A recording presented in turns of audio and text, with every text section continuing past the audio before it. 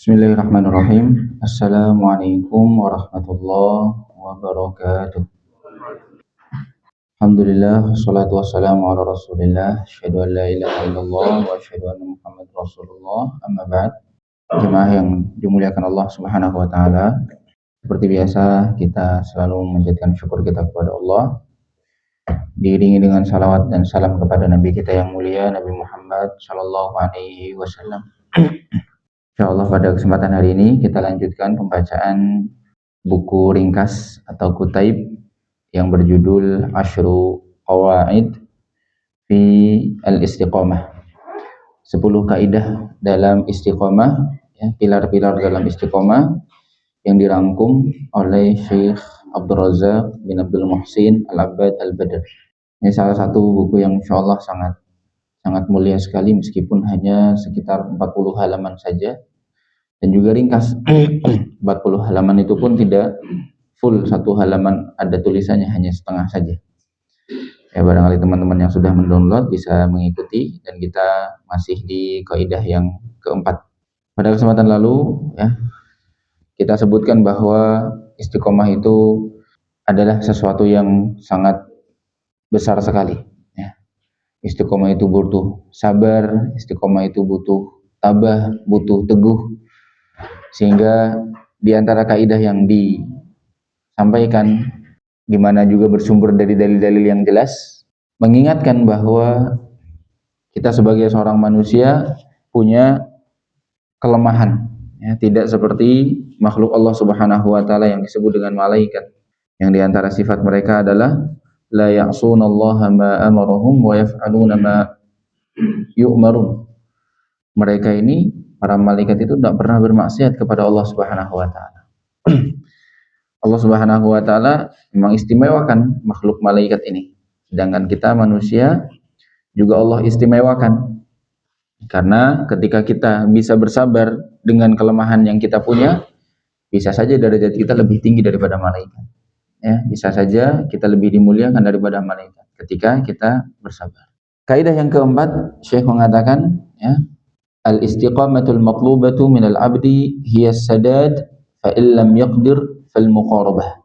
Beliau mengingatkan dalam praktek istiqomah itu sebisa mungkin seseorang bisa sadad, ya. Kalau tidak bisa sadad, dia muqarabah. Ini diambil dari sabda Nabi sallallahu alaihi wasallam. Beliau mengatakan, ya, bahwasanya Nabi Shallallahu Alaihi Wasallam menjelaskan agama ini mudah. Inna hadzal dina yusrun, walan yushadad dina ahadun illa ghalabah. Jangan mempersulit diri dalam urusan agama, karena nanti kita sendiri yang akan kalah. Ya, kita sendiri yang akan jenuh, kita sendiri yang akan lelah. Sehingga fasaddidu wa qaribu. Sadid, ya, beliau mengatakan wadhkur bil huda hidayatul tariq wasadad sadadas sahab. Ya. Beliau menjelaskan maksud dari sadad itu seperti melesatnya sebuah panah yang menancap di targetnya tepat sekali di tengah-tengah. Itu namanya sadad. Kita memang dituntut kalau bisa 100% menjadi orang yang paling benar, paling baik, paling soleh, paling lurus. Ya. Dan juga paling lurusnya ambil yang paling sempurna. Kalau kita ibaratkan ada amalan itu macam-macam, ada wajib, ada sunnah, ya. Benar-benar tidak berhenti di wajib saja, tapi sunnahnya juga disempurnakan. Kalau tidak mampu, maka qaribu, mendekatlah. Hampir-hampirlah kamu menyentuh titik kesempurnaan tadi. Dan ternyata di dalam hadis yang dinukil oleh Syekh juga, ini ada di halaman 20, beliau mengingatkan bahwa di dalam hadis Nabi ada yang mengindikasikan manusia itu tidak mungkin bisa mengamalkan seluruh amalan baik. Tidak mungkin juga bisa meninggalkan seluruh amalan buruk. Pasti ada amalan baik yang tidak bisa kita gapai, pasti ada amalan buruk yang kita kalah sehingga jatuh ke dalamnya. Apa kata beliau di dalam halaman 20? Istaqimu walan tuhsu. Istiqomahlah kalian dan ketahuilah kalian tidak akan mampu mengamalkan seluruh amalan-amalan yang ada di dalam agama ini. Wa'lamu anna khaira a'malikumus shalah. Nah, ketika kita tahu bahwa amalan ibadah itu dalam agama ini banyak sekali dan tidak mungkin kita kerjakan semuanya, semua yang wajib, semua yang sunnah kita kerjakan, tidak bisa.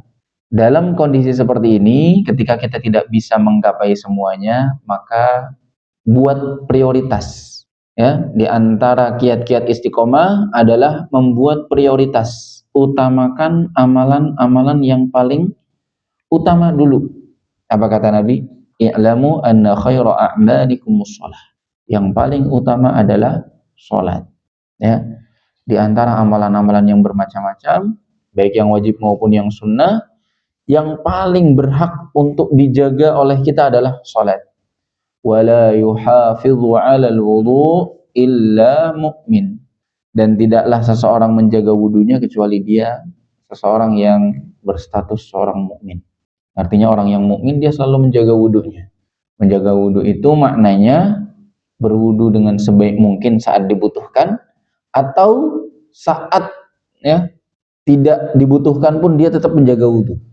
Ya, saat dibutuhkan, saat sholat dia sempurnakan wudunya, mulai dari sunnah-sunnahnya, syarat-syaratnya, dibersihkan dulu dari najis, dibersihkan dulu dari hal yang menghalangi wudu, ya dari di dalam kulitnya. Ya.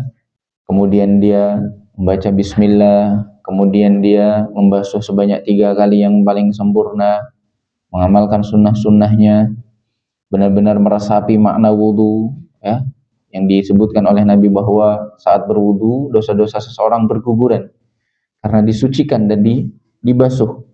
Allah Subhanahu wa taala bersihkan kotoran yang ada di anggota badan dengan air wudu, dan bersihkan dosa yang menempel dalam anggota badan dengan ampunan dari Allah Subhanahu wa taala. Ini namanya menjaga wudu. Benar-benar menyempurnakannya.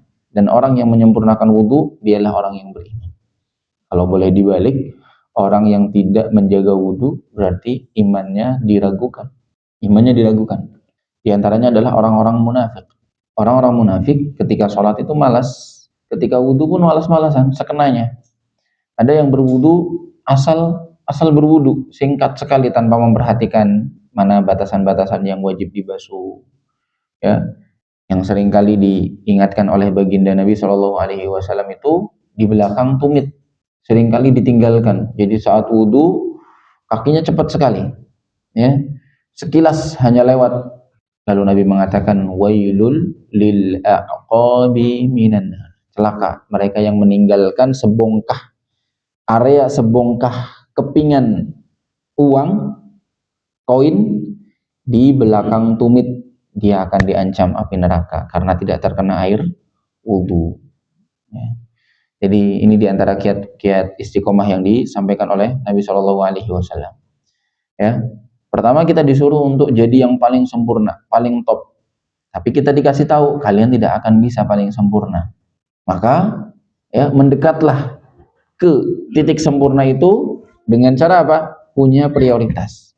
Maka seorang mukmin harus memprioritaskan ketika dia mau memilih amalan apa yang akan dia kerjakan. Jelas, yang paling pertama adalah amalan yang paling wajib sebelum sunnah. Ya, amalan yang paling wajib sebelum sunnah. Jadi sebelum kita mengerjakan sholat sunnah, kerjakan dulu sholat wajibnya.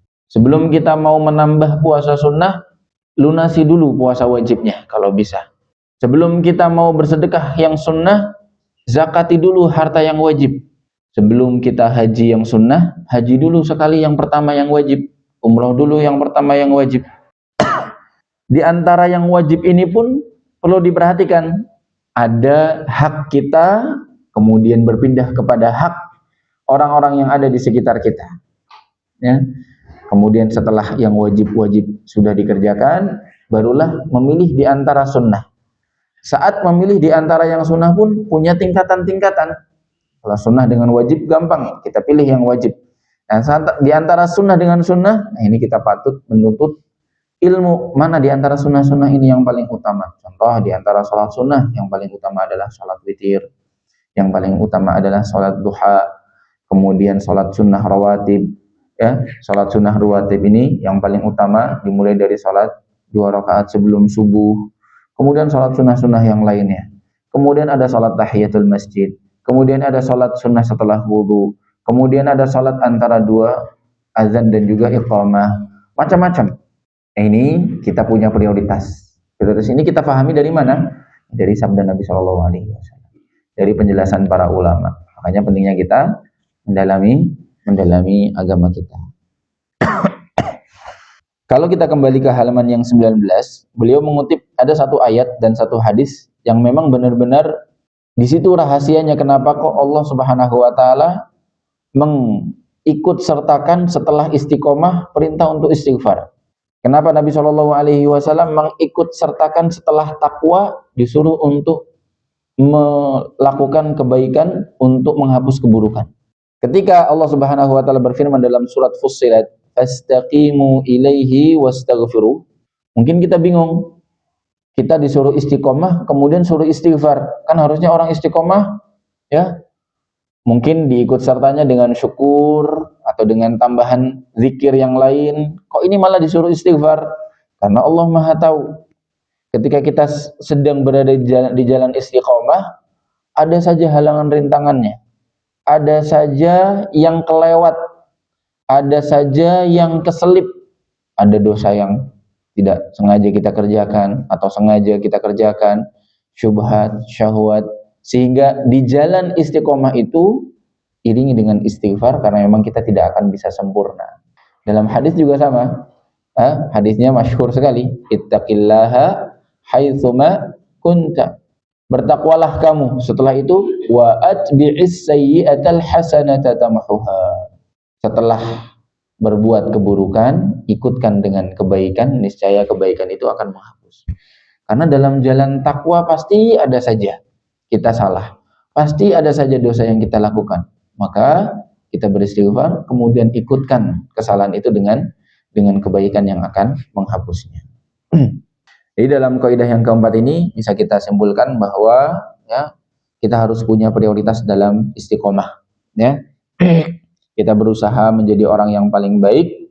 Kalau tidak bisa, maka pilihlah ya yang paling utama di antara yang utama.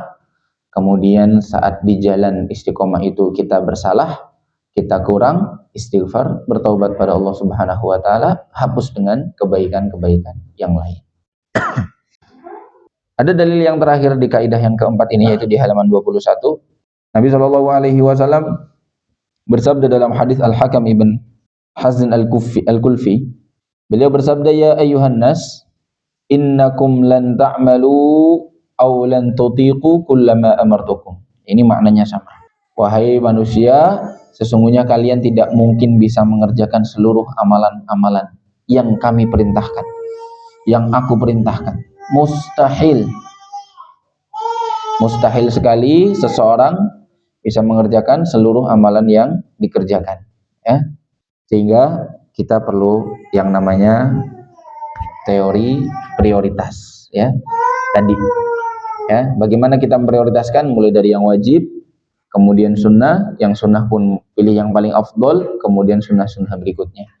Kemudian di antara sunnah pun ya, mungkin ini sedikit tambahan, ada sunnah yang manfaatnya untuk diri sendiri, ada sunnah yang manfaatnya menular kepada orang lain.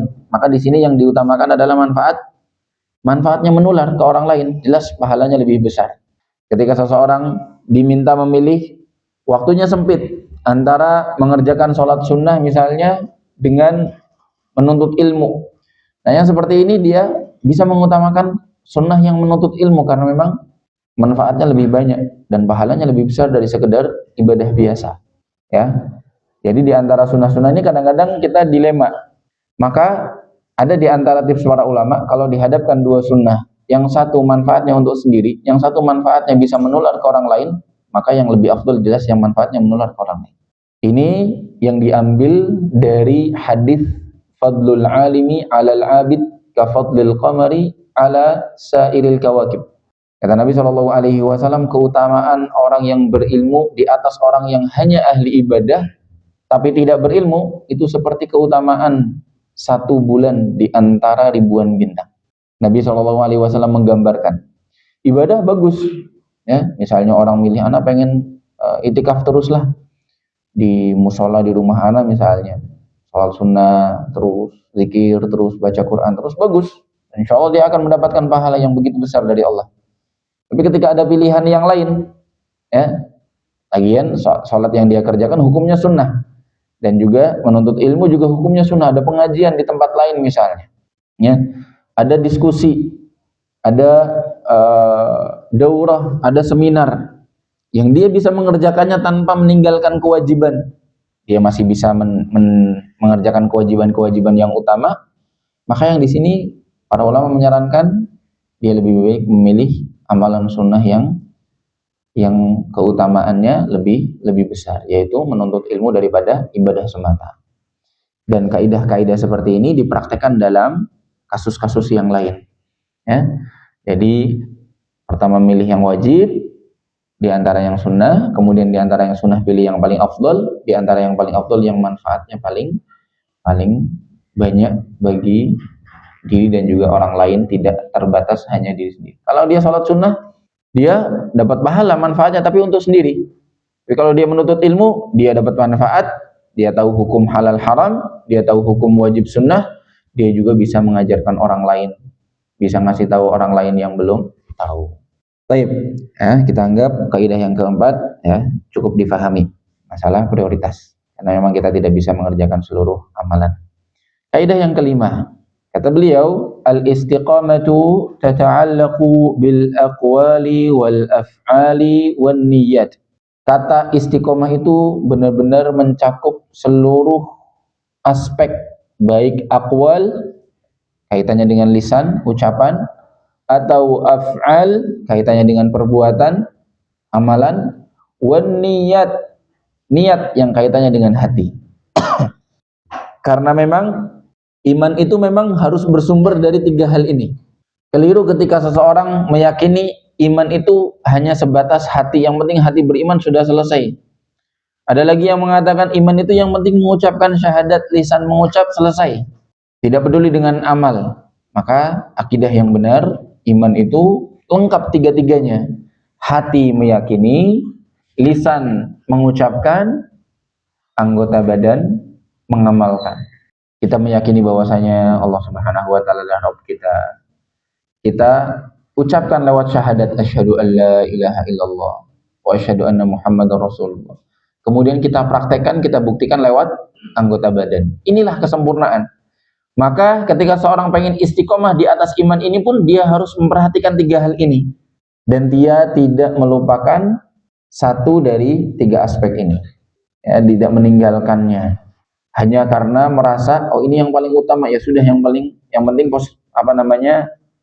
sisi ini saja, aspek ini saja, aspek yang lain tidak dipedulikan. Qala Ibnul Qayyim rahimahullah fi kitabih Madarijus Salikin, di tengah-tengah beliau menukil ucapan Ibnul Qayyim dalam kitab Madarijus Salikin. Qal wal istiqamatu tata'allaqu bil aqwali wal af'ali wal ahwali wan niyyat. Ya, kata Ibnul Qayyim, istiqomah itu harus ada di dalam ucapan, dalam lisan, dalam anggota badan, dan juga dalam niat, dalam hati. Wa fil musnad lil Imam Ahmad min hadits Anas bin Malik radhiyallahu anhu anna Nabiy sallallahu alaihi wasallam qala la yastaqimu imanu 'abdin hatta yastaqima qalbuhu wa la yastaqima qalbuhu hatta yastaqima lisanuhu. Kata Rasulullah, tidak akan istiqomah iman seorang hamba, tidak akan lurus iman seorang hamba kecuali harus lurus hatinya, dan tidak akan lurus hatinya kecuali dengan lurus lisannya. Subhanallah. Jadi lisan dan hati ini disebutkan dalam hadis ini salah satu atau salah dua unsur yang paling penting dalam istiqomah, sehingga ya yang lainnya akan mengikuti. Kalau hati jelas, ya hadisnya sudah sering kita ulang-ulang, kemarin juga kita sebutkan, yang menyebutkan bahwasanya di dalam anggota badan ini ada seonggok daging.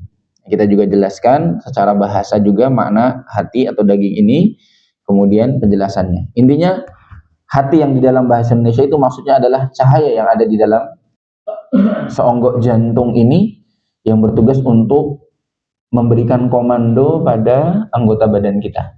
Yang Nabi katakan kalau hati ini baik, maka yang lainnya ikut baik. Kalau hati ini buruk, yang lainnya ikut buruk. Adapun dalil lisan ada di dalam halaman 24. Wa dalilul tsani ay lisan ma rawahu Tirmidzi min hadits Abi Sa'id al-Khudri radhiyallahu anhu anna Nabiy sallallahu alaihi wasallam qala idza asbaha ibnu Adam, ketika seorang anak manusia bangun di pagi hari, fa innal a'dha'a kullaha tukaffiru lisan, semua anggota badan itu akan mengingkari dan juga mengingatkan lisan. Jadi tangan setiap hari setiap pagi tangan itu akan mengingatkan lisan, kepala akan mengingatkan lisan, kaki akan mengingatkan lisan, perut akan mengingatkan lisan. Apa yang dikatakan oleh mereka? Ittaqillaha fina, wahai lisan, bertakwalah kepada Allah dalam anggota badan kami, dalam tangan kami, dalam kepala kami, dalam kaki kami. Fa innama nahnu bika, karena sesungguhnya kami ini tergantung kamu. Fa in istaqamta istaqamna, kalau kamu lurus wahai lisan, insyaallah tangan kami akan ikut lurus, kaki kami akan ikut lurus. Wa in i'wajajta i'wajajna, kalau kamu mencong maka kami juga ikut mencong. Kalau kamu tidak lurus, bengkok, tersesat wahai lisan, kami juga ikut tersesat mengikuti lisanmu. Sehingga seseorang menjaga betul dua unsur ini, hati dan juga lisan. Insya Allah anggota badannya akan mengikuti. Karena memang yang dituntut adalah istiqomah yang mencakup seluruhnya. Dari mulai hatinya dalam niat, dari mulai lisannya dalam ucapan, kemudian di anggota badan di dalam amalan-amalan atau perbuatan-perbuatan. Kita masuk pada kaidah yang ke-6. Syekh berkata, la takunul istiqamatu illa lillah wa billah wa ala amrillah. Ini di halaman 26 Syekh menyebutkan bahwasanya istiqomah itu tidak akan terwujud kecuali lillah wa billah wa ala amrillah. Apa yang dimaksud dengan tiga hal ini? Yang pertama kata Syekh, lillah, orang istiqomah itu harus ikhlas, khalisah. Yani an yastaqimal abdu an yulzima aw yalzama siratallahil mustaqima mukhlishan bidzalikal amra lillah. Harus ikhlas. Orang istiqomah tidak ikhlas bisa jadi dimasuki penyakit-penyakit yang merusak amal. Termasuk dalam istiqomah kita. Pengen dipuji agar orang ini mustaqim, pengen dipuji agar ini alim, pengen dipuji agar ini soleh, pengen dipuji agar orang ini abid dan lain sebagainya. Ini perusak-perusak amal. Sehingga dalam istiqomah, di kaidah yang ke-6 ini Syekh mengingatkan, ingat saat istiqomah ikhlas lillah. Dalilnya apa? Dalam surat Al-Bayyinah ayat 6. Wa ma umiru illa liya'budullaha mukhlishina lahud-din hunafa'a wa yuqimus shalah wa yu'tuz zakata wa dzalika dinul qayyimah. Tidaklah mereka diperintahkan kecuali untuk beribadah kepada Allah dengan ikhlas. Syarat agar istiqomah kita bisa sesuai dengan yang diridhoi oleh Allah, kita harus ikhlas. Kata yang kedua, setelah lillah, billah. Apa artinya billah? Ay musta'inan ala tahqiqiha wal qiyami biha wa tsabati 'alaiha billahi tabaraka wa ta'ala. Ketika kita hendak mewujudkan istiqomah, iringi dengan isti'anah, meminta tolong kepada Allah Subhanahu wa taala. Mau mewujudkan istiqomah, mau teguh di atasnya, jangan lupa ista'in billah. Allah Subhanahu wa taala berfirman dalam surat Hud ayat 123, fa'buduhu wa tawakkal 'alaih. Maka sembahlah dia lalu bertawakallah kepadanya. Kenapa setelah perintah menyembah diiringi dengan tawakal? Karena kita tidak akan bisa beribadah kecuali dengan kuasa Allah Subhanahu wa taala, dengan sikap kita bersandar. Lagi-lagi karena kita adalah hamba yang lemah. Kita ini bukan siapa-siapa kalau tidak ditolong oleh Allah Subhanahu wa taala. Kita ini tidak akan menjadi seorang mukmin kalau Allah tidak menghendaki kita mukmin. Subhanallah, mungkin kita termasuk di antara nauzubillah orang-orang yang masih bergelimang dengan kesyirikan, kekufuran, bid'ah, kesesatan, kemaksiatan dan lain sebagainya. Kenapa kita bisa istiqomah? Billah. Karena bantuan dari Allah Subhanahu wa taala sehingga kita tidak lupa selalu minta tolong sama Allah. Agar kita tidak bersandar pada diri kita yang lemah ini, ya. Dalam ayat yang lain surat Al-Fatihah ayat yang ke-5, iyyaka na'budu wa iyyaka nasta'in. Lihat, kok bisa sering dibarengin di setelah perintah beribadah, di dalamnya perintah minta tolong, karena kita tidak akan bisa beribadah kecuali atas pertolongan dari Allah Subhanahu wa taala. Lagi-lagi kalau kita bayangkan, ya, tidak pernah kita pikirkan bahwa kita akan menjadi seorang muslim sebelum kita lahir. Seandainya, ya, kita naudzubillah adalah orang yang non muslim dan masih tidak meyakini benarnya agama Islam ini dan masih tidak peduli, maka akan terlihat siapa saja dalam pandangan kita. Sehingga kita selalu bersyukur kepada Allah, kita termasuk orang yang dipilih oleh Allah untuk menjadi orang yang beriman. Orang-orang yang non-muslim, orang-orang kafir yang sering kita lihat, mereka tuh masih mengira tidak ada bedanya.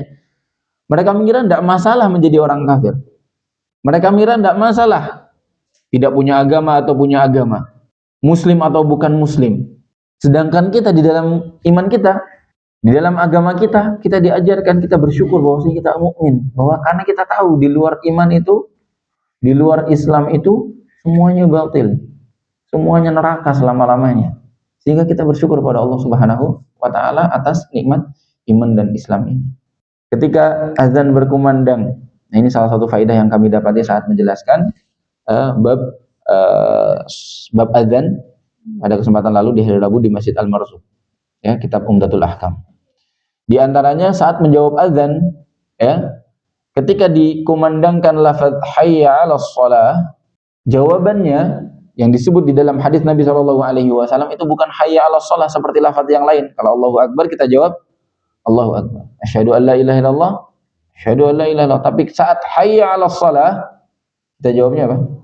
La haula wala quwwata illa billah. Karena kita tidak mungkin bisa berangkat ke masjid kecuali kalau Allah gerakkan kaki kita, Allah mudahkan langkah kita, Allah jadikan kita hamba yang beriman, mau punya hasrat untuk sholat berjamaah.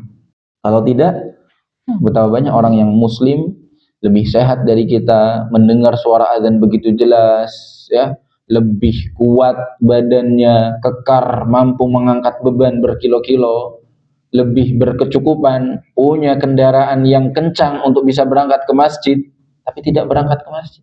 Karena memang lagi-lagi kita sadar betul, tidak semua orang diberikan hidayah oleh Allah Subhanahu wa taala.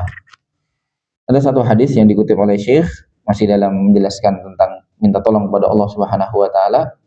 Hadis yang begitu masyhur. Ihris ala ma yanfa'uk. Bersemangatlah dalam mengerjakan hal yang bermanfaat bagi engkau, wasta'in billah, dan selalu minta tolong kepada Allah. Wala ta'jaz. Lengkapnya, janganlah engkau lemah. Jangan engkau menjadi mukmin yang lemah, kalah dengan syaitan, wala ta'jaz, atau bermalas-malasan. Ya. Fa in asabaka syai'un fala taqul law anni fa'altu kana kadza wa kadza, walakin qul qaddarallah wa ma syaa'a fa'al, fa inna law taftahu amal syaitan. Ini potongan yang melengkapi hadis ini. Ketika kita sudah bersemangat, punya cita-cita, baik itu cita-cita duniawi maupun cita-cita akhirat. Yang sedang kita bahas sekarang adalah cita-cita akhirat. Kita ingin menjadi hamba yang istiqomah. Maka kita semangat, ihris. Dalam sholat kita semangat. Terus jangan lupa ista'in billah, ucapkan bismillah ketika keluar dari rumah. Bismillahi tawakkaltu 'ala Allah, la haula wala quwwata illa billah. Minta tolong sama Allah. Wala ta'jaz, kemudian jangan malas, jangan lemah.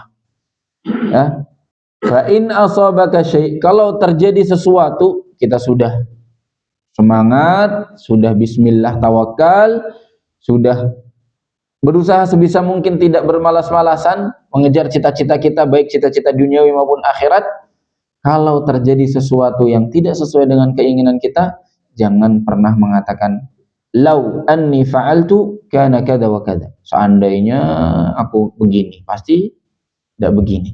Seandainya kemarin saya begitu, pasti tidak begitu, dan lain sebagainya. Ini semua adalah pintu syaitan, kata Nabi SAW. Sesuatu yang sudah terjadi, pada diri kita yang malah membuat diri kita menyesal dan menyalahkan takdir. Itu malah nambah diri kita tambah stres. Malah nambah pada diri kita pusing, kecewa, marah, campur aduk. Dan ini khusus untuk sesuatu yang sudah terjadi, ya, sesuatu yang sudah terjadi dan tidak mengenakan bagi kita, yang ketika kita ucapkan malah menimbulkan rasa penyesalan. Maka kita tidak boleh berandai-andai. Tadi pagi misalnya sempat ragu mau keluar rumah, mau berangkat nggak, misalnya. Kemudian ketika milih berangkat kerja misalnya, atau berangkat ke pasar misalnya, ternyata qadarullah di tengah jalan ban kempes, di tengah jalan motor mogok misalnya, di tengah jalan nauzubillah misalnya kecelakaan. Setelah itu sudah terjadi, jangan pernah bilang seandainya saya tidak berangkat. Tadi kan saya sempat ragu. Kalau seandainya saya milih nggak berangkat, pasti tidak bakal kejadian seperti ini. Tidak. Mau sepintar apapun kita, mau sehebat apapun yang melindungi kita, kalau Allah sudah takdirkan kita akan mendapatkan musibah di jalan, tidak akan ada yang menghalangi. Tidak akan ada yang menghalangi madarat yang sudah dicatatkan atas kita. Sebagaimana juga tidak ada yang menghalangi manfaat yang sudah dicatatkan bagi kita. Kalau Allah sudah menakdirkan seseorang akan mendapatkan rezeki A, apapun dan siapapun yang menghalangi, manfaat itu akan tetap datang kepada kita. Sehingga kalau misalnya sudah terjadi, jangan pernah mengatakan seandainya. Tapi ya, kalau untuk perkara yang belum terjadi, sebagian ulama mengatakan ini tidak masalah, boleh mengatakan seandainya. Ya, misalnya dia masih kuliah misalnya,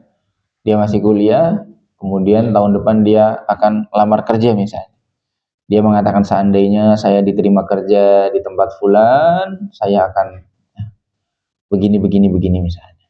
Ya, saya akan pengen menghadiahkan umroh orang tua saya misalnya, dan lain sebagainya. Nah, kalimat seandainya seperti ini, ya, yang belum terjadi diperbolehkan, tidak masalah. Tapi untuk sesuatu yang sudah lewat terjadi, maka inilah yang disebut oleh Nabi termasuk pintu syaitan. Lau atau seandainya itu adalah pintu syaitan. Dan yang diajarkan oleh Nabi adalah lau, mengatakan apa? Qaddarullah wa ma syaa fa'al. Allah telah menghendaki dan apa yang Allah kehendaki pasti terjadi. Udah. Ini kalimat yang subhanallah. Kalau orang paham betul kalimat ini, semua masalah insya Allah jadi mudah. Semua beban, semua hutang, semua sakit, semua kegagalan jadi ringan dia hadapi. Dengan ucapan yang begitu mujarab sekali. Katakan, qadarullah wa ma syaa fa'al. Ketika kita sudah berusaha pengen kerja di tempat fulan, kita sudah berusaha buka usaha di tempat fulan, buka usaha, kerja, cita-cita dan lain sebagainya, ternyata gagal. Cukup ucapan qadarullah wa ma syaa fa'al. Jadi ringan semua musibah. Kenapa? Karena memang kita tidak bisa ngapa-ngapain kalau Allah sudah menentukan. Kita tidak punya upaya dan daya. Mau berusaha sebisa apapun, kalau Allah tidak berkehendak, tidak bisa. Mau ngapain lagi? Kita hanya menjalankan skenario yang sudah Allah Subhanahu wa Ta'ala gariskan.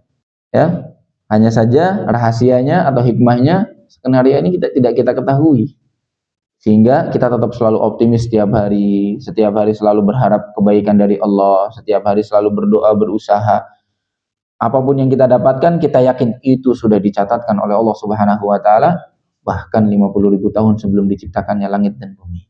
Sudah yakin 100%. Apa yang kemarin sudah kita lewati, yang enak maupun yang tidak enak, itu sudah ditakdirkan.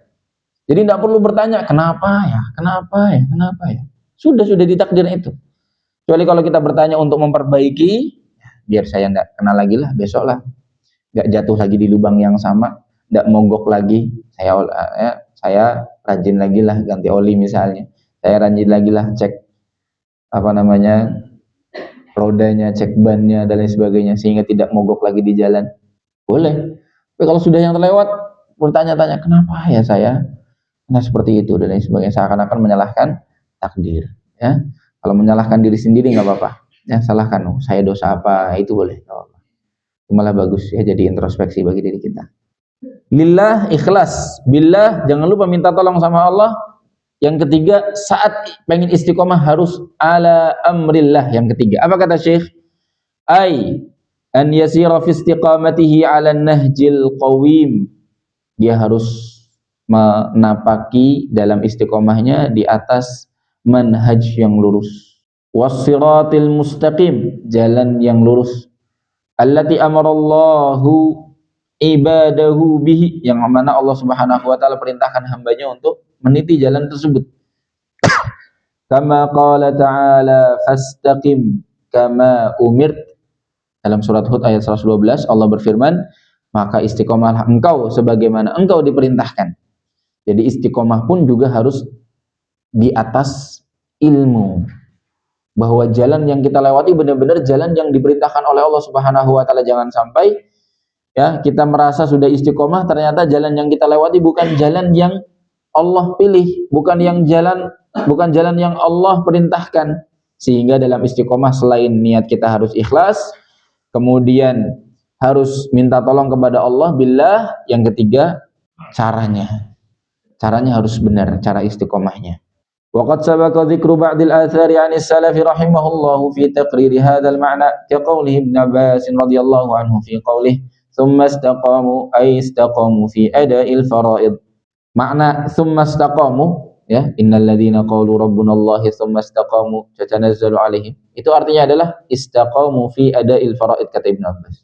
Istiqomah dalam menjalankan kewajiban-kewajiban perintah Allah.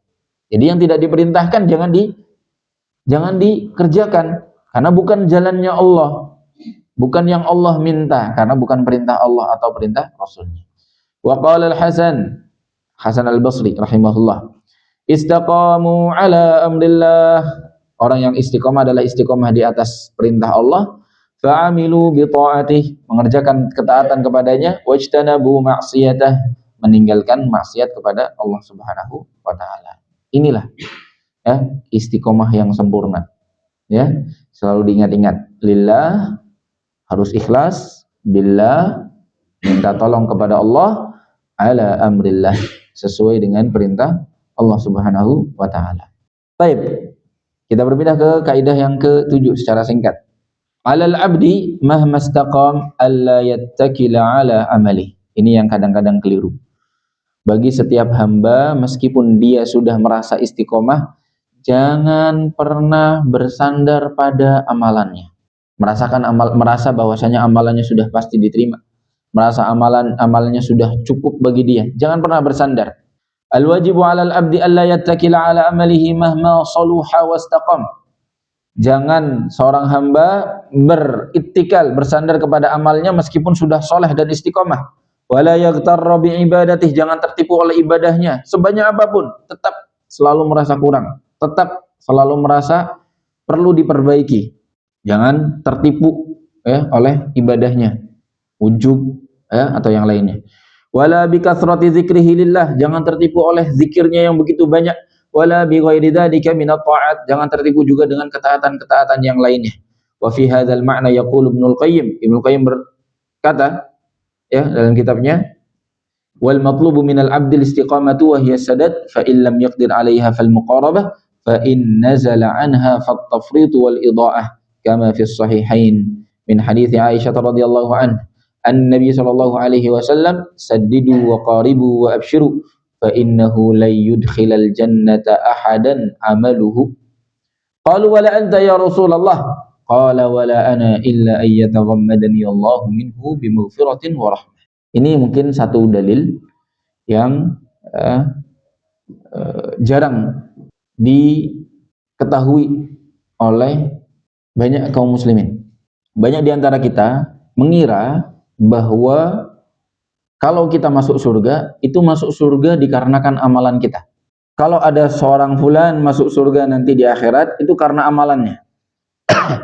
Ternyata tidak seperti itu. Apa kata Nabi SAW? Saddidu wa qaribu wa abshiru. Berusahalah sadad, istiqamah. Fa innahu la yudkhilal jannata ahadan amaluh. Tidak ada seorang pun masuk surga karena amalannya. Subhanallah. Nabi sendiri yang mengatakan. Jadi bukan amalan kita yang memasukkan kita ke dalam surga seandainya Allah takdirkan kita masuk surga. Qalu wala anta ya Rasulullah. Mereka bertanya, apakah engkau juga demikian ya Rasulullah? Artinya engkau juga tidak masuk surga karena amalan engkau. Padahal para sahabat tahu amalannya Nabi Masya Allah sekali. Sholat malam sampai kakinya bengkak, berpuasa, sedekah, zakatnya, berjihadnya, berdakwahnya. Masya Allah. Itu pun bukan karena itu Nabi Shallallahu Alaihi Wasallam nanti masuk surga. Apa kata beliau? Wala ana, demikian juga saya. Illa an yataghammadani Allahu minhu bimaghfirati wa rahmah. Kecuali kalau Allah wafatkan aku dengan predikat mendapatkan ampunan dan juga rahmat Allah. Ternyata seseorang masuk surga itu karena ampunan dan rahmat Allah, bukan karena amalan. Tapi kan di dalam ayat Al-Quran banyak yang menyebutkan bahwa seperti dalam surat Al-Insan, inna hadza kana lakum jazaa'u wa kana sa'yukum mashkura. Atau di dalam surat As-Sajdah, ya, fala ta'lamu nafsum ma ukhfiya lahum min qurrati a'yunin jazaa'an bima kanu ya'malun. Ayat-ayat ini menjelaskan bahwa balasan-balasan nanti di akhirat itu atas amalan-amalan kita. Lalu bagaimana kita mengkombinasikan ayat Al-Quran yang mengatakan surga itu karena amalan, kemudian di dalam hadis surga itu bukan karena amalan? Maka para ulama mencoba menyimpulkan bahwa untuk tiket masuknya, tiket masuk surga itu adalah rahmat dan ampunan. Tetap mengikuti hadis ini. Tiket masuk surganya harus seseorang itu dapat ampunan dan rahmat dari Allah Subhanahu wa taala. Adapun amalan-amalannya akan menghantarkan dia di mana tempat dia di surga. Ya. Tiket masuknya maghfirah dan rahmah, ampunan dan rahmat dari Allah. Tapi kalau sudah masuk, di mana kelas dia, di mana kamar dia, sesuai dengan amalannya di dunia. Ini yang disimpulkan, coba diistihadkan oleh para ulama. Dan ternyata memang benar. Coba pikirkan nikmat yang sudah Allah berikan kepada kita. Ya. Nikmat mata, sehat, tangan, kaki, usia, pekerjaan, makanan, lidah yang bisa merasakan rasa manis yang lezat, pedas yang sedap, dan lain sebagainya. Kira-kira nikmat semua ini bisa dihitung atau tidak? Sekarang, kira-kira amal yang sudah kita kerjakan selama hidup sudah cukup untuk membayar nikmat itu atau tidak? Sama sekali tidak. Sama sekali tidak, sedikit pun bisa membayar. Sehingga orang yang mengira bahwasanya amal itu adalah harga surga, itu salah. Maksudnya harga surga itu orang kalau sudah beramal, seakan-akan sudah ngasih, nih amal saya ya Allah, kemudian dia berhak mendapatkan surga ini. Kata para ulama, tidak pantas sekali dia merasakan berhak mendapatkan surga atas amalannya. Tidak pantas, karena tidak seimbang antara amalan dengan nikmat yang Allah berikan. Dan kalau dihitung satu persatu, habis amalan kita, sedangkan banyak sekali nikmat Allah yang belum kita syukuri, yang masih kita kufuri. Itu kata para ulama. Sebutkan dalam satu kisah, ada salah seorang hamba yang tinggal di suatu pelosok pulau, ya, di kaki gunung. Dia tidak punya teman siapa-siapa. Kerjaannya setiap hari sholat terus. Setiap hari sholat terus. Beratus-ratus tahun. Di antara umat-umat terdahulu memang usianya ratusan tahun. Sholat terus. Ketika di akhirat dibangkitkan oleh Allah Subhanahu wa taala, kemudian Allah katakan kepada malaikatnya, wahai malaikatku, masukkan fulan ini ke dalam surga karena ampunanku. Lalu si hamba ini langsung bilang pada Allah, ya Allah, kenapa saya tidak dapat ampunanmu? Kenapa saya perlu ampunanmu? Dosa apa saya? Saya tidak melakukan dosa, nggak ketemu orang, nggak zolim, nggak maksiat dan lain sebagainya. Kenapa tidak engkau masukkan aku ke dalam surga karena amalanku? Maka Allah katakan kepada malaikat, ya sudah, tangguhkan dia jangan masuk surga. Kita hitung amalan dia. Dihitung semua amalannya, dengan dihitung semua nikmat yang Allah berikan kepada dia, amalannya habis hanya untuk menutup satu nikmat saja, yaitu mata. Yang dia gunakan untuk melihat, yang dia gunakan untuk menikmati pemandangan yang begitu indah. Kemudian Allah katakan, malaikat, ini masih banyak nikmat-nikmat saya yang belum dibayar sama dia. Masukkan dia ke dalam neraka. Langsung dia malu sama Allah. Ya Allah, maafkan aku ya Allah. Aku memang butuh rahmat dan ampunan. Masukkan aku ke dalam surga karena rahmat dan ampunan. Inilah yang hakikatnya seseorang harus sadari, bahwa seseorang masuk surga itu bukan karena amalannya. Benar kata sabda Nabi Shallallahu Alaihi Wasallam, dan hadis ini sahih.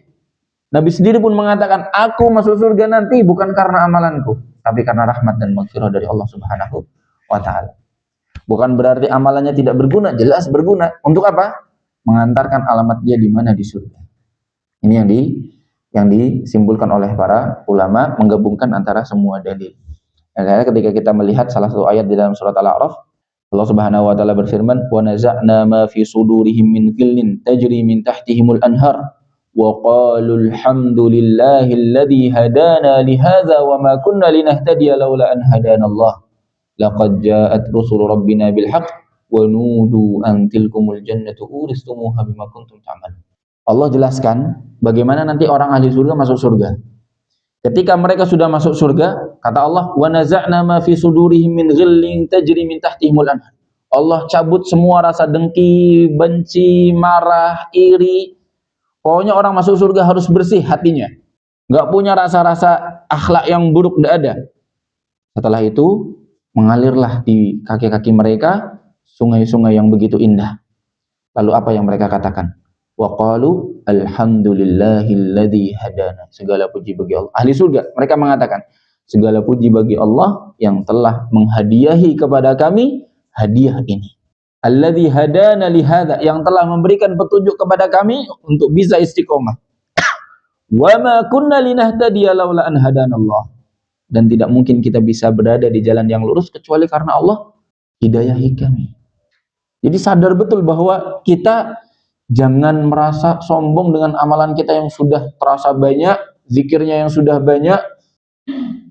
Lagi-lagi kalau bukan Allah Subhanahu wa Ta'ala yang berkehendak, kita tidak akan mampu mengerjakan amalan itu. Setelah ahli surga ini mengetahui dan menyadari bahwa mereka masuk surga itu bukan karena amalan mereka, tapi benar-benar karena rahmat dari Allah, barulah Allah katakan, wa nudu antilkumul jannah uristumuha bima kuntum ta'malun. Mereka dipanggil oleh Allah, masuklah ke dalam surga atas apa yang telah kalian kerjakan. Tapi sebelum Allah katakan ini, mereka ahli surga menyadari dulu bahwasanya masuk surga bukan karena amalannya, tapi karena rahmatnya. Jadi kalau seseorang, di antara keuntungan kita yang insya Allah kita optimis akan mendapatkan rahmat dan ampunan dari Allah karena kita adalah orang yang beriman. Sehingga orang yang beriman akan mendapatkan ampunan dan rahmat dari Allah Subhanahu wa Ta'ala. Akan banyak di surga nanti orang-orang yang punya dosa banyak, kemudian Allah Subhanahu wa Ta'ala maafkan secara cuma-cuma. Karena dia bertauhid, karena dia menjauhkan diri dari syirik, menjauhkan dosa-dosa kufur dan lain sebagainya, meninggalkan dosa-dosa kezaliman kepada orang lain. Akhirnya Allah Subhanahu wa Ta'ala tutupi dosa-dosa dia di dunia, dan di akhirat Allah Subhanahu wa Ta'ala hapuskan secara cuma-cuma. Masuk surga. Kita butuh sekali dengan ampunan dan rahmat dari Allah Subhanahu wa Ta'ala. Baik. Selanjutnya kita langsung berpindah ke kaidah yang ke-8 untuk menyingkat kitab ini karena waktunya tidak banyak. Yang ke-8, samratul istiqamati fid dunya al-istiqamatu 'ala sirati yaumal qiyamah. Di antara buah manis istiqomah di dunia, orang yang istiqomah dia akan dimudahkan melewati sirat, jalan yang Allah Subhanahu wa Ta'ala bentangkan di hari kiamat nanti. Kita beriman bahwasanya di antara hal yang akan terjadi di hari kiamat adalah Allah akan bentangkan sirat di atas matni jahannam, alamat di jahannam. Di atas neraka persis. Yang sirat ini apa digambarnya? Ahaddu minas saif, adaqqu minas sya'r. Siratnya lebih tipis daripada satu helai rambut dan lebih tajam daripada pedang. Bagaimana kita ngelewatinya? Ngelewatin jembatan yang sebesar satu pohon saja susah sekali. Apalagi mau melewati sirat yang kata Nabi SAW sesulit itu. Ya, yang lebih tajam daripada pedang, lebih tipis daripada sehelai rambut.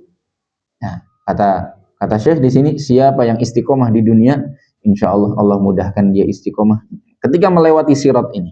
Nah, siapa yang pengen dimudahkan melewati sirat ini, ya, apalagi pengen digabungkan kelompok orang-orang yang masuk surga melewati sirat sekencang angin, sekencang kilat, sekencang orang yang naik kuda dan lain sebagainya, tanpa ada halangan rintangan yang menghalanginya. Dia tidak terciduk oleh kail-kail atau apa istilahnya yang biasa buat gantung daging di pasar, santelan namanya.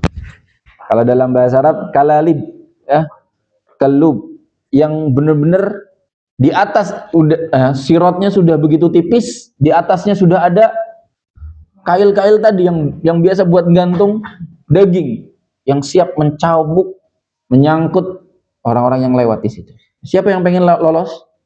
Istiqomah di dunia. Ya, kita berdoa kepada Allah Subhanahu wa taala agar dimudahkan melewati sirat ini. Ya. Langsung ke yang 9, ya. Al-mawani' minal istiqamati syubhatud dhalal wa syahawatul ghay. Penghalang istiqomah itu adalah syubhat-syubhat yang membawa kesesatan dan syahwat-syahwat yang menjatuhkan kita pada kegelinciran. Allah Subhanahu wa taala berfirman dalam surat Al-An'am ayat 153,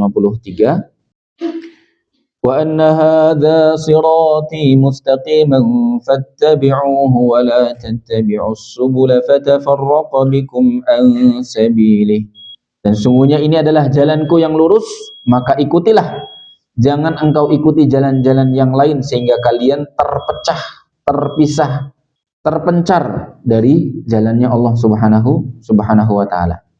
Suatu ketika Rasulullah Shallallahu alaihi wasallam membuat satu garis lurus di tanah pakai ranting, digariskan satu garis lurus. Kemudian Nabi SAW katakan, hadza sabilullah, ini jalan Allah, satu saja. Kemudian setelah itu Nabi bikin garis-garis bercabang di sampingnya, ke kanan dan ke kiri. Lalu Nabi katakan, hadhihi subul, ini jalan-jalan yang disebut dalam surat Al-An'am, kata Nabi, yang ala kulli sabilin minha syaitan yad'u ilaih. Di setiap jalan-jalan yang bercabang itu sudah ada syaitan yang mengajak sini, kemari, agar kita dipalingkan dari jalan yang lurus. Lalu Nabi membaca ayat ini, ya, wa anna hadza sirati mustaqiman fattabi'uhu wa la tattabi'us subul fatafarraqu bikum an sabilihi. Jalan-jalan bercabang itu adalah syubhat dan juga syahwat. Ada satu hadis yang cukup panjang, Nabi Shallallahu alaihi wasallam berikan gambaran yang lebih gamblang lagi. Insyaallah kita bacakan setelah dikumandangkan azan. Baik, kita sempurnakan dulu risalah ini karena tinggal satu kaidah lagi. Sebelum ke kaidah yang ke-10, masih di kaidah yang ke-9, yaitu penghalang kita untuk bisa istiqomah, ya, godaan syubhat dan juga godaan syahwat. Syubhat ini bisa dikatakan keraguan. Ya, ketika kita masih ragu bahwasanya ini adalah yang hak, ya, karena masuk bisikan-bisikan syaitan juga. Kayaknya ini masih nggak masalah deh, masih boleh deh. Itu namanya syubhat. Padahal itu adalah jelas-jelas dosa misalnya. Atau syahwat. Syahwat itu ketika tahu benar-benar sadar itu salah, tapi tetap dikerjakan. Tahu benar-benar itu maksiat, tetap dikerjakan. Di halaman yang ke-35, Syekh mengutip salah satu hadis Nabi Shallallahu alaihi wasallam. Daraballahu mathalan siratan mustaqima. Allah Subhanahu wa taala membuat suatu permisalan siratal mustaqim, jalan yang lurus, satu jalan. Wa ala janbatay sirat suran, di samping dua sisi jalan itu, ya, ada pagar, dua pagar. Kalau ada satu jalan, di sisi kanan kirinya ada pagar yang mengiringinya, panjang juga. Fiha abwabun mufattahah, di pagar-pagar itu ada pintu-pintu yang terbuka, tidak ada tutupnya. Hanya apa? Wa 'alal abwabi suturun murkhah, hanya ditutup pintunya oleh sitar yang digantungkan. Jadi bukan pintu yang harus dibuka, ada kuncinya, harus buka kuncinya dulu, enggak. Pintunya enggak ada, pintu enggak ada pintu bagaimana? Celah yang terbuka enggak pakai pintu tapi pakai sitar. Banyak sekali di sekitar pagar-pagar itu. Wa 'ala babis sirati da'in yaqul, di atas pintu sirat ini, di ujungnya ada yang memanggil, ayyuhan nas udkhulus sirata jami'an, wahai manusia, ikuti jalan yang lurus ini, wala tata'arraju, jangan berbelok kanan maupun ke kiri. Wada'in min fawqis sirat, ada juga da'i, menyeru manusia di atas sirat. Apa bedanya ala dengan fauq? Biasanya yang kami pahami dalam bahasa Arab, ala itu artinya di atas tapi nempel, jadi dekat. Ya, seperti misalnya gelas ini disebutnya di atas meja, bahasa Arabnya alal maktab. Ya. Sedangkan lampu juga di atas meja, tapi tidak disebut ala, tapi disebutnya fauqo, di atas tapi tidak dekat, tidak menempel, jauh. Ya, jadi di atasnya sirat ada dai yang menyuruh, ayo manusia ikuti jalan yang lurus saja, jangan bengkok, jangan belok-belok. Kemudian di atasnya lagi ada fauqos sirat, ada dai juga menyeru untuk jangan kemana-mana. Fa'idha arada yaftahu syai'an min tilkal abwab, kalau seseorang hendak mencoba membuka salah satu pintu yang ada di kanan kirinya, yang dengan mudahnya tinggal dia buka sitarnya kemudian masuk, dan ini menggambarkan betapa mudahnya syahwat dimasuki. Karena tidak perlu kita buka kunci, nggak perlu buka pintu, tinggal buka tirai langsung masuk syahwat A, B, C, D. Dosa-dosanya masuk sekali gampang. Karena memang tabiatnya maksiat lebih gampang daripada ketaatan. Surga itu dikelilingi sesuatu yang tidak enak, menyulitkan, sedangkan neraka dikelilingi dengan syahwat. Ya, yang enak-enak, yang gampang-gampang itu neraka. Ya. Maka setiap kali laki-laki atau seseorang ingin membuka salah satu pintu-pintu yang di kanan kiri ini, ada yang menyeru yang di atas tadi, waihak, celaka engkau, la taftahu, jangan sekali-kali pernah buka pintu itu.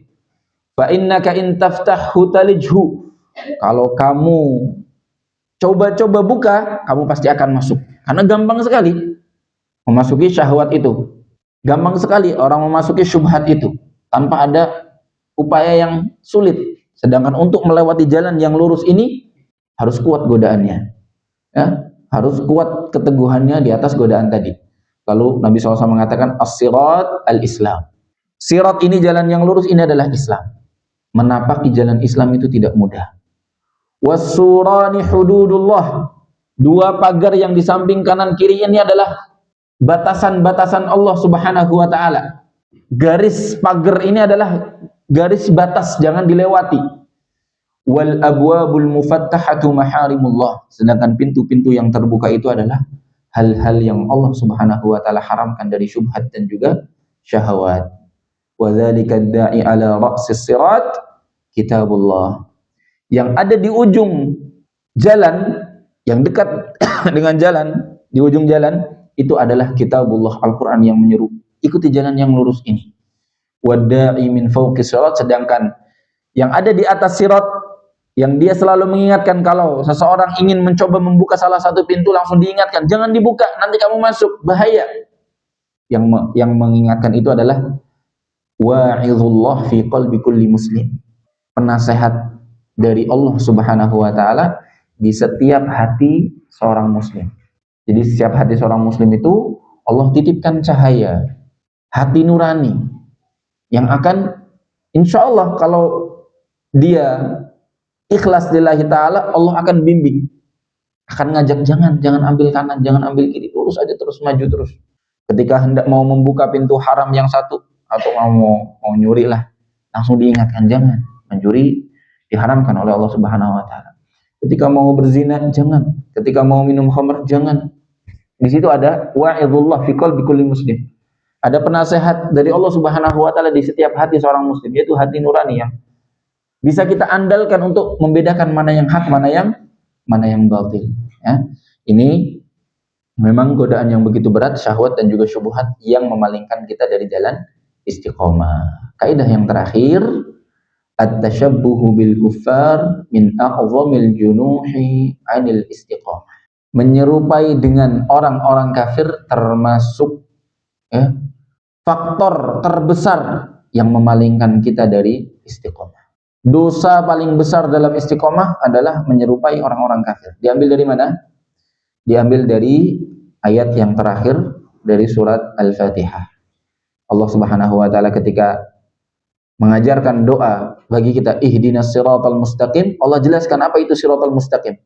Siratal ladzina an'amta 'alaihim ghairil maghdubi 'alaihim waladdallin.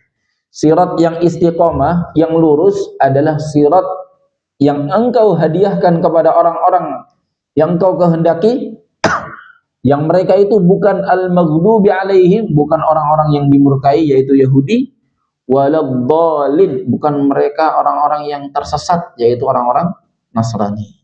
Kata Syekh, wa fasadul yahudi min jihatil amal.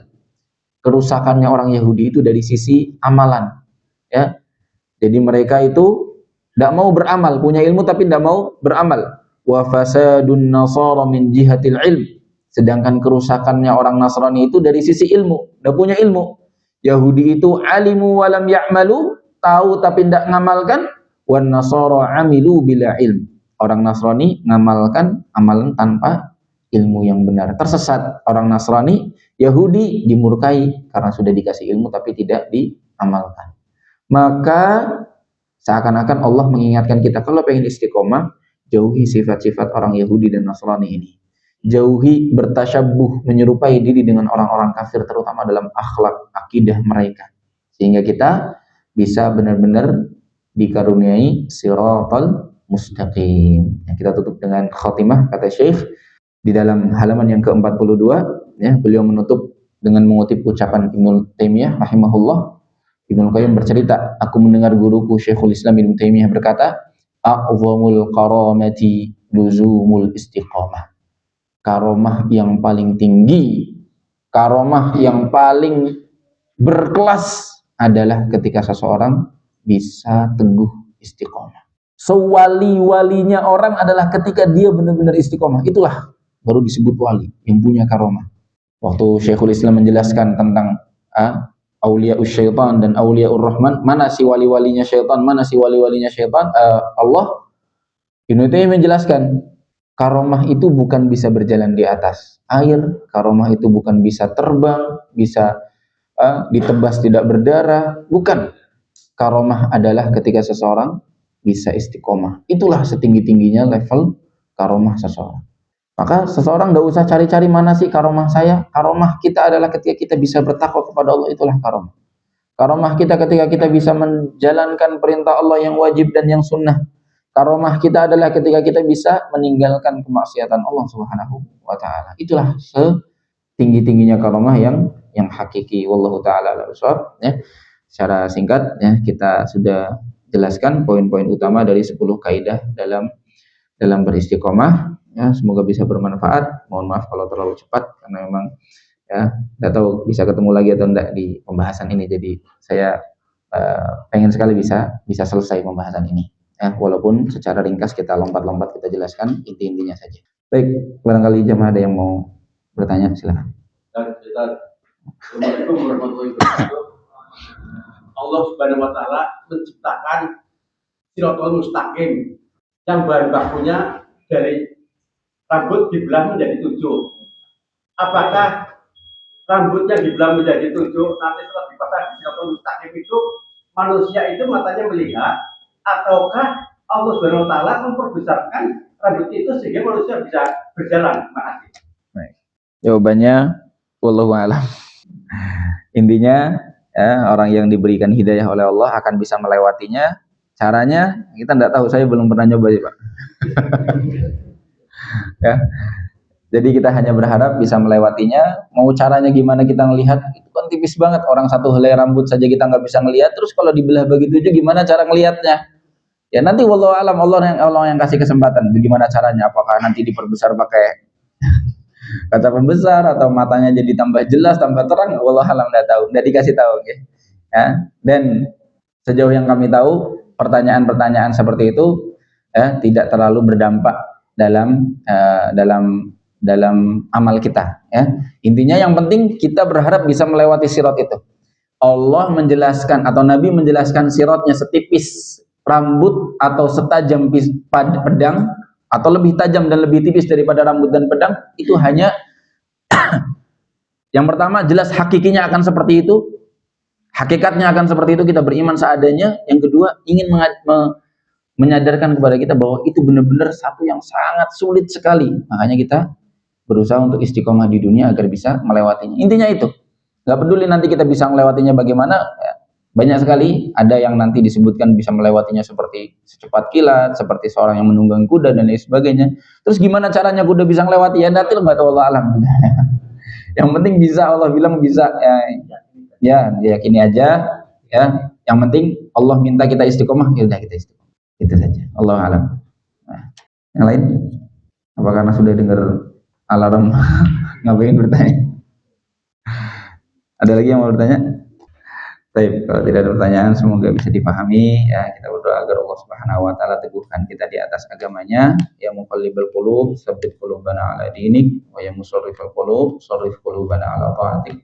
Allahumma qsim lana min khasyatika ma yahulu bainana wa baina ma'asik, wa min ta'atika ma yahulu bainana wa min ta'atika ma yuballighuna bihi jannatak, wa min al-yaqini ma yuhawwinu alaina masa'ibad dunya. Allahumma matti'na bi asma'ina wa absarina wa quwwatina ma ahyaytana waj'alhu al-waritha minna waj'al tharana 'ala man zalamana wansurna 'ala man 'adana. Allahumma la taj'al ad-dunya akbar hammina wa la mablagha ilmina wa la taj'al musibatana fi dinina. Allahumma la tusallit 'alaina man la yarhamuna wa la tatrukna dhalin ghairu muhtadin. Amin ya rabbal alamin. Subhanakallahumma wa bihamdik asyhadu an la ilaha illa anta astaghfiruka wa atubu ilaik. Assalamualaikum warahmatullahi wabarakatuh.